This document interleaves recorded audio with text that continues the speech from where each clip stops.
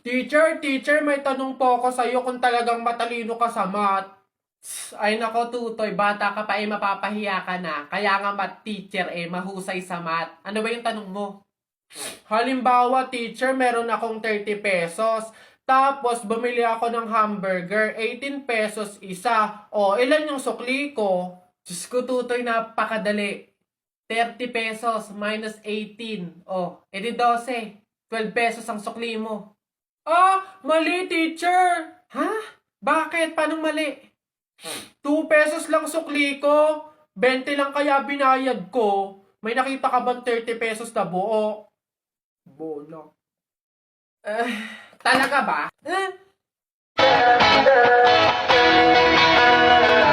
Alam mo ba, munti ka na sumuko ang puso ko.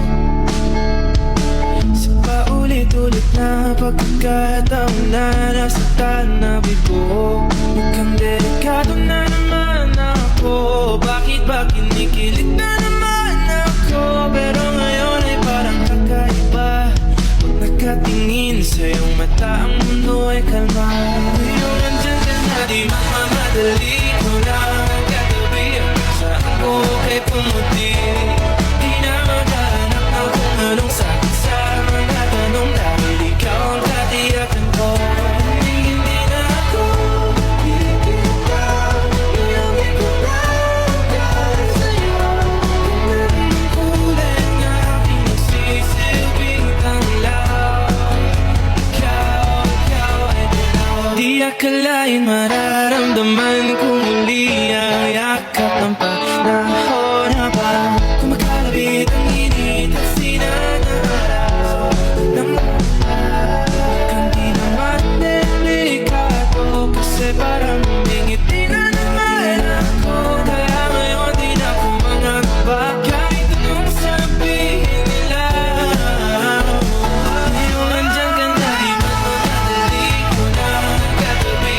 Saan ko kay pumuti? Di na maghanap ng kung anong sakit sa mga tanong. Nay! O ano na naman yan? Bakit?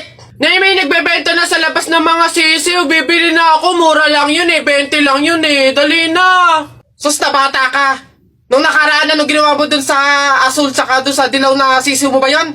Pinakain mo lang sa daga tapos yung isa hinagis mo dun sa bubong. Ay nako, ikitumigil-tigil ka, pinapatay mo lang. Ah, dati lang naman yun, Nay. Tsaka sisiw naman yun ng mga manok. Ngayon, itik na yung bibiling ko. Promise, aalagaan ko na talaga. Nako, ikaw na bata ka. Pag ito sinayang mo ulit, sinasabi ko sa'yo, huli mo na to, ha? Oh! Yun! Ayun na, matatalo ka na! Yay! Nakalaban! Hoy, nak, gumising ka. Ma, bakit? May dadaan na karon ng patay mamaya. Pamahiin na dapat daw walang tulog, dapat gising kapag may dadaan na karon ng patay. Kasi baka daw isama ka nung namatay. Sige ka. Makakauwi ko lang. Antok na ako. Nag-duty ako kagabi. Papaniwala sa mga pamahiin na yan. Ang kulit ng batang to. Bahala ka. Pag yung patay pinuntahan ka dito at sinundo ka, sinasabi ko sa'yo, bahala ka sa buhay mo. Bahala siya sa buhay niyo. Wala akong paki sa mga pamahiin na yan. Papaniwala sa mga ganyan.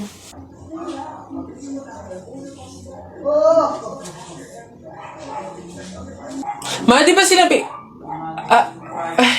Sino ka? Ikaw yung patay dun sa kabilang kanto? Ay, ikaw yung karo ng patay na dumaan kanina. Gising ako nun. Oo, nung dumaan ka kanina. Joke lang yung kanina kung narinig mo. Joke lang yun. Gising ako nun. Joke lang yun!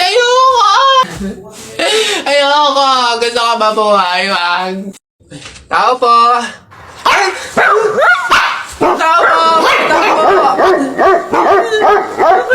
Ano ba yan, Nay? Nakakatakot naman yung mga tahol na aso. Oo nga, anak, Diyos ko. Alam mo ba, pamahiin yan? Kapag daw tumatahol yung aso sa gabi, may kapitbahay daw nung mamamatay. Diyos ko, sana naman si Marites. Puro na chismis yun Tao po! Diyan kayo!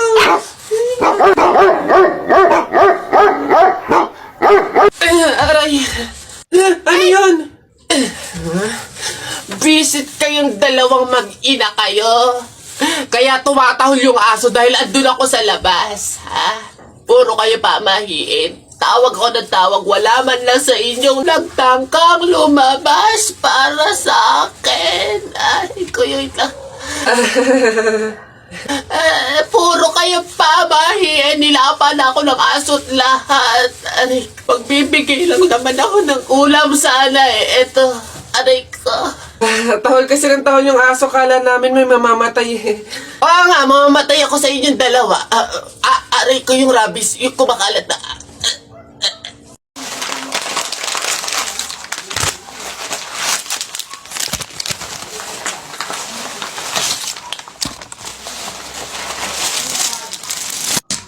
Hoy! Hoy anak, ano yung ginagawa mo? Bakit ka naman nag-uwi ng pagkain na galing sa burol ni Katay nyo? Dami naman nating pagkain dito Nakakahiya ka. Tsaka alam mo, masama yan ha? Ang pamahiin ng mga matatanda dyan kapag nag-uwi ka ng pagkain na galing sa burol, naku tsak may mga kapitbahay tayong mamamatay din. Yun nga mama eh. Kaya nga ginawa ko yun. Kaya kumuha ko ng mga pagkain doon sa burol at dinala dito sa bahay natin para mamatay na yung mga kapitbahay natin. Lalo na yan si Aling Marites. Alam mo ba ma? Sabi, narinig ko, hindi ka na daw virgin. Anong sabi? Hindi na ako virgin? Kumuha ka ng karton tsaka ng sako. Pumunta tayo sa burol ni Katay yung kunin mo lahat ng pagkain doon. Babe. Oh, babe, bakit? Alam mo ba, sabi ng lola ko, kaya daw tumatangkad yung mga lalaki kapag daw natulian na. Gaya mo, siguro kaya ka tumangkad simula lang nung natulian ka nung bata. Hindi naman siguro yung totoo, babe. Ha? Bakit naman? Bakit naman ako matangkad ako pero hindi pa naman ako tuli? So, hindi ka patuli? Oo, pero baka next week, magpapatuli na rin ako kasi... Babe! Babe, teka lang, papatuli na talaga ako, wait lang! Excuse me po, magtatanong lang po sana. Wala na po kasi yung gravy dun sa gilid, kukuha po sana kami para sa sausawan namin. Sausawan. Baka naman sabaw. Akala nyo ba hindi ko alam yung mga strategy nyong ganyan? Nagtaka ka pa kung bakit wala, malamang ubos na. Kayo lang naman yung lagi tumitira ng gravy namin. Kung makakuha, akala mo wala ng bukas, na akala mo walang ibang customer. Sinabi ba naming only gravy? Sa mga inasal yun, only rice, kung gusto nyo doon kayo. Sinabaw na yung gravy namin, ay sus! Akin na nga yung bag mo. Kala mo hindi ko alam to, ha? Magdadala kayo ng lagayan para ano? Para refill. Para bukod sa madami kayong nakain ditong gravy, may makakain di kayo pag-uwi nyo. Kala nyo hindi ko alam yung mga ganyan-ganyan. Ano? Sarap na sarap kayo sa gravy namin? Harina lang naman kala mo. Ito toyo. Mas masarap to. Ito gawin nyo sa usawan. Walang gravy-gravy.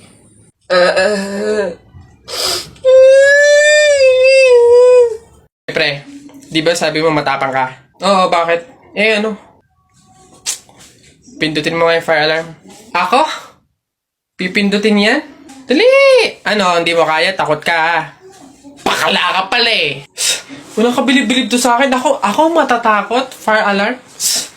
Baka nga di nalaga na yun. Tagal-tagal na yun. Tingnan mo Watch me Baka maging idol mo pa ako eh. Sino bakla? Dagi, aray, tumunog. Takbo, oy! Aray, sira ulo, tumunog. Takbo, oy! Okay, huminahon po ang lahat. Kami po ay humihingi sa mga naabalang teacher at mga estudyante dahil po sa pagtunog ng ating fire alarm. Wala pong kahit anong sakunang nangyari dito sa school. Sadyang meron lang po talagang mga estudyante na nagtangkang pindutin po yung ating fire alarm.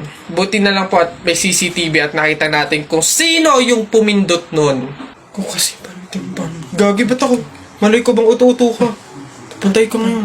Kaya naman, pwede na po tayong bumalik sa kanya-kanyang faculty at classroom. Muli, pasensya na po. Pumunta ka sa guidance.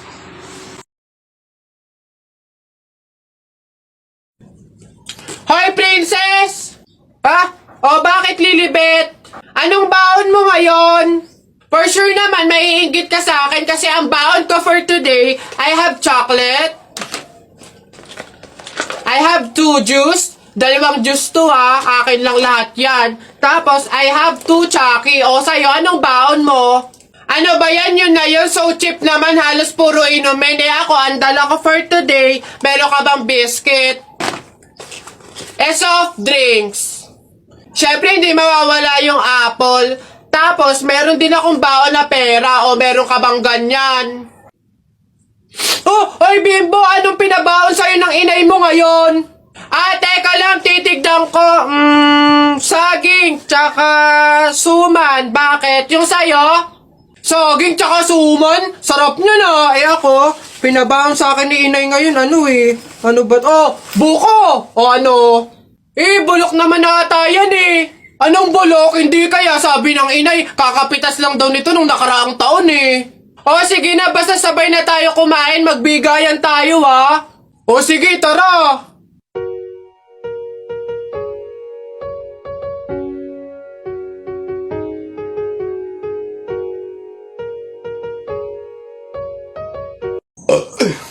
Ay! Diyos ko! Sabaw na naman to, panigurado! Wala na nga sabaw, hingi pa ng hingi. Tignan natin ngayon. Hello sir, again and again and again and again. Ito na po sabaw nyo. Yan. Oh, sarap niyan. Salamat, salamat.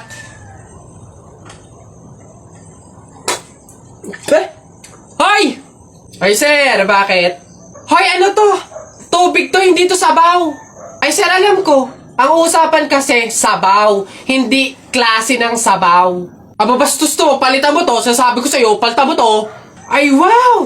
Kayo pa tong galit, ha? Malamang ubos na yung sabaw namin. Kakahingi nyo. Pang 100 sabaw lang naman yung hiningi nyo kanina. Kaya naubusan na kami. Kapal naman ito. Buto-buto na nga yung ulam nyong manok. Para lang mapakinabangan nyo yung only rice namin. Kaya ka nagsisabaw ng sisabaw dyan. Ha, ganon. Anong gagawin ko dito? Hindi mo alam yung gagawin mo. Ako alam ko. Isabaw mo yan sa only rice mo. Gawin mong sabaw tubig. Ito. Huy, ang saya siguro pag naging superhero ka, no? Takte, pag talaga ako nagkaroon ng kapangyarihan, pipiliin ko talaga yung nalipad ako para pupunta ako sa iba't ibang bansa. Lalo ako, talaga, para maging superhero ako, pipiliin ko kapangyarihan yung yung malakas yung katawan, talaga bubuhati ko yung mga building, yung mga sasakyan, tsaka masasapa ko na si Hulk. Yan, kayo mga kapangyarihan yung napapangit ang bobodo, yung sa akin talaga malupit, astig. O pag ako naging superhero, talaga kapangyarihan ko yung invisible, talaga para pag naliligo si Crush si Nay, naririnig niyo ba yun? Oo, anak, aswang yun, panigurado. Oo nga na, anong gagawin natin? Alam ko na yung pamahiin ng lola mo. Sabi niya kasi pag daw may aswang, maglagay daw ng bigas sa gilid ng bahay para daw umalis na yung aswang. Ito, lagay mo sa gilid ng bahay, anak. Sige, Nay. Ayan na, umalis ka na, aswang ka! Ayan. Sa wakas may pangsaing na rin ako. Mga oto-oto, papahin, pamor! Tipid-tipid ng mga to. 1 kilong bigas lang. Ano man lang 1 kabang bigas. Saan ba sunod? Ayun.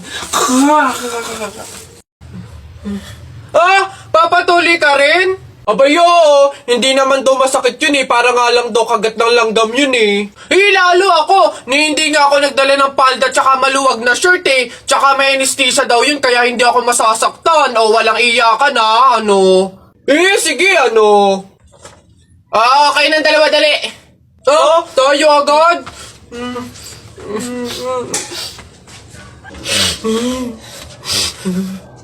Bakit dito malam yung anesthesia?